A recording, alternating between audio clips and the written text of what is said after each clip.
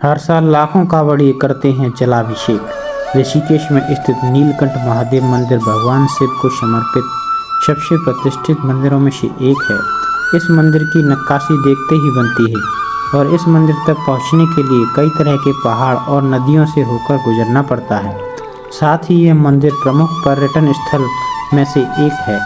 पौड़ी गढ़वाल जिले के मणिकूट पर्वत पर स्थित मधुमती और पंकजा नदी के संगम पर स्थित इस मंदिर के दर्शन करने के लिए श्रावण मास में हर साल लाखों से भक्त कांवड़ में जल लेकर जलाभिषेक के लिए पहुंचते हैं।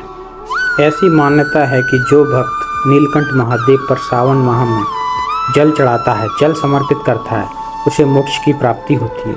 पौराणिक कथाओं के अनुसार नीलकंठ महादेव की कहानी कुछ इस प्रकार है। जब समुद्र मंथन हो रहा था तो मंथन में से कई सारी चीज़ें निकल रही थीं, जिन्हें देवता और राक्षसगण आपस में बांट रहे थे। तभी अचानक हलाहल विष निकल आया।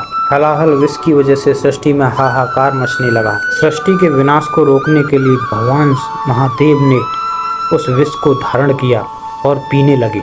लेकिन तभी माँ पार्वती ने हलाहल विष को उनके कंठ में हाथ लगाकर रोक लिया और वह विष कंठ में ही रह गया, जिससे उनका कंठ नीला पड़ गया।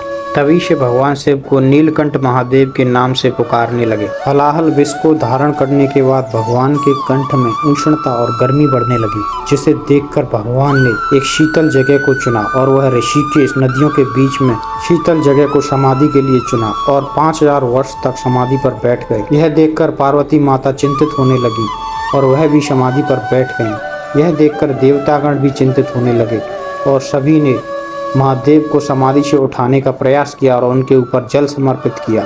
जल समर्पित करने के बाद महादेव समाधि से उठे और उन्होंने उस जगह का नाम नीलकंठ महादेव रखा।